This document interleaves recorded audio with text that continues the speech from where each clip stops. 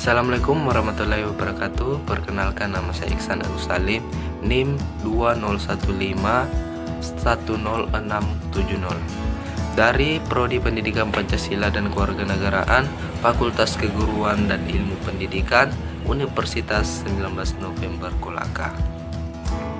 Adapun tujuan dari pembuatan video ini adalah yang pertama, untuk memenuhi tugas yang diberikan oleh dosen pengampu mata kuliah Hukum Tata Negara. Yang kedua adalah untuk mengetahui dan memahami asas-asas apa saja yang dianut di dalam Undang-Undang Dasar tahun 1945. Baik, kita beralih ke pembahasan. Di dalam Undang-Undang Dasar tahun 1945 ada beberapa asas yang dianut di dalamnya. Di antaranya asas Pancasila, asas negara hukum, asas negara kesatuan, asas kedaulatan rakyat, asas pembagian kekuasaan, dan asas kekeluargaan. Kita beralih ke asas yang pertama, yakni asas Pancasila. Bangsa Indonesia atau negara Indonesia telah menetapkan dasar negaranya, yakni Pancasila, sehingga setiap tindakan dan perbuatan yang kita lakukan haruslah mengacu kepada nilai-nilai yang ada di dalam Pancasila itu sendiri.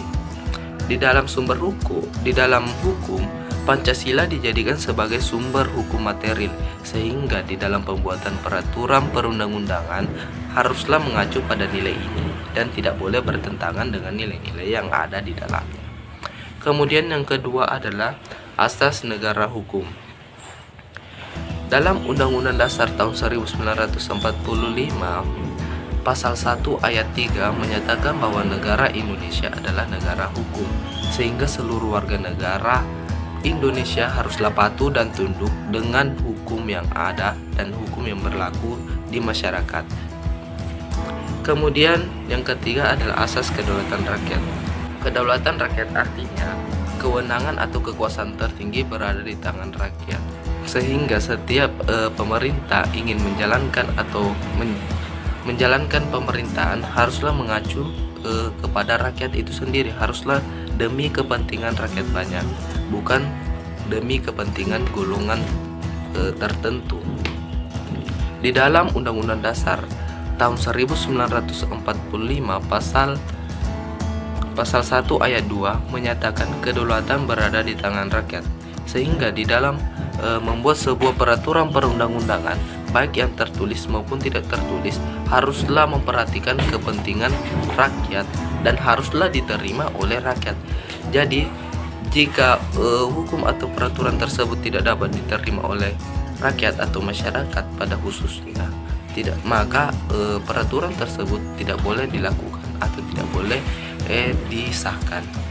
Dalam artian, kalaupun disahkan, maka peraturan tersebut tidak bisa diberlakukan di dalam masyarakat. Kemudian yang keempat adalah asas negara kesatuan.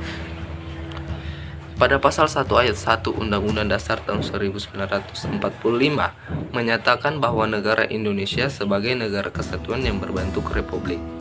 Dari asas ini menekankan bahwa pemerintahan tertinggi di negara kita ini adalah di negara Indonesia adalah dipegang oleh pemerintahan pusat. Jadi walaupun sebelumnya tadi telah dijelaskan bahwa adanya asas kedaulatan rakyat, yakni kekuasaan dan kewenangan tertinggi berada di tangan rakyat, tetapi kita sebagai rakyat atau rakyat pada umumnya haruslah patuh dan tunduk dengan kebijakan yang diambil oleh pemerintahan pusat. Walaupun bukan pemerintahan pusat pada khususnya pemerintahan daerah pun, masyarakat harus tunduk pada kebijakan yang diambilnya, dengan catatan kebijakan yang diambil tersebut tidak boleh bertentangan atau merugikan bagi rakyat. Jika kebijakan yang diambil tersebut merugikan rakyat, maka rakyat bisa menolak bahkan atau tidak mengindahkan dari peraturan tersebut. Kemudian yang kelima, yakni asas kekeluargaan. Pada asas ini menekankan bahwa dalam pembuatan peraturan perundang-undangan haruslah berdasarkan atas kerjasama, atas rasa sayang dan perhatian terhadap warga negara atau masyarakat Indonesia. Kemudian yang terakhir adalah asas pembagian kekuasaan. Asas ini menyatakan bahwa setiap negara ini membagi 3 jenis pembagian kekuasaan. Pembagian kekuasaan sebagaimana yang telah dikemukakan oleh Montesquieu dalam teori Trias Politica yang membagi kekuasaan menjadi eksekutif, legislatif, dan yudikatif. Pembagian kekuasaan memiliki tugas, fungsi, serta wewenangnya masing-masing. Baik, itulah tadi pemaparan materi dari saya. Semoga bermanfaat. Kurang dan lebihnya mohon dimaafkan. Wassalamualaikum warahmatullahi wabarakatuh.